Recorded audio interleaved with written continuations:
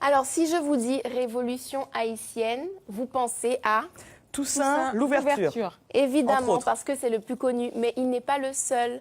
Et justement, ce soir, je vous présente le premier noir qui a mené une révolte à Haïti. Il s'agit de Ougan Doti Boukman Zumba, qui était un esclave africain et qui a rassemblé 200 compagnons pour mener une révolte, la première révolte de grande ampleur sur l'île d'Haïti.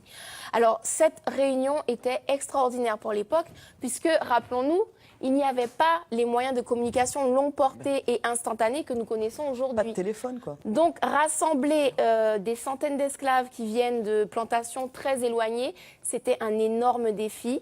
Il a relevé, Doti Boukman. Il a réussi à rassembler donc des centaines d'esclaves qui ont répondu à son appel parce qu'ils étaient complètement opprimés et poussés à bout par la cruauté de leur traitement. Du coup, au cours de cette réunion, Doti Boukman a prononcé un discours qui les a complètement galvanisés, qui leur a tous donné le courage de se révolter contre la domination coloniale.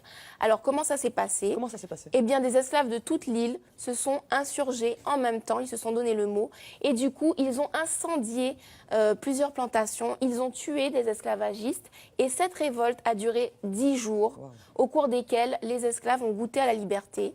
Ça veut dire plus de travail forcé, plus de coups de fouet, plus de torture, des familles séparés qui se retrouvent et surtout, ils mangent tous à leur faim. Alors malheureusement, au bout de ces 10 jours, l'armée française était mieux organisée, mieux équipée. Donc finalement, elle a pris le dessus. Elle a réussi à capturer Doti Boukman et elle l'a tué. Et en plus, elle a poussé la revanche, à décapiter Doti Boukman et à montrer sa tête pendant plusieurs jours. Ils l'ont exposé pour pouvoir déstabiliser le reste des révoltés.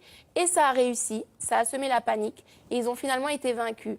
Mais même si cette révolte a fini par un échec, elle aura eu le mérite d'inciter des meneurs par la suite à continuer cet élan de révolte, comme c'est le cas de Jean-François, de Biassou ou encore de Toussaint l'ouverture, le fameux, et de Jean-Jacques Dessalines. Alors, je n'ai pas simplement pris Doti Boukman juste pour son courage extraordinaire, mais également parce que nous sommes au mois de janvier. Le 1er janvier 2017, Haïti a célébré sa 213e année d'indépendance. Et cette indépendance, finalement, c'est Boukman Doti qui a mené, qui a ouvert la voie à cette indépendance. C'est également grâce à Haïti que beaucoup de pays d'Afrique et de la Caraïbe ont obtenu leur émancipation à leur tour. Haïti est la toute première nation noire à avoir obtenu son indépendance. Donc j'ai un message pour la communauté haïtienne de Guyane qui nous regarde. Vous avez une histoire grandiose. S'il vous plaît, soyez-en fiers et surtout, montrez-en vous dignes.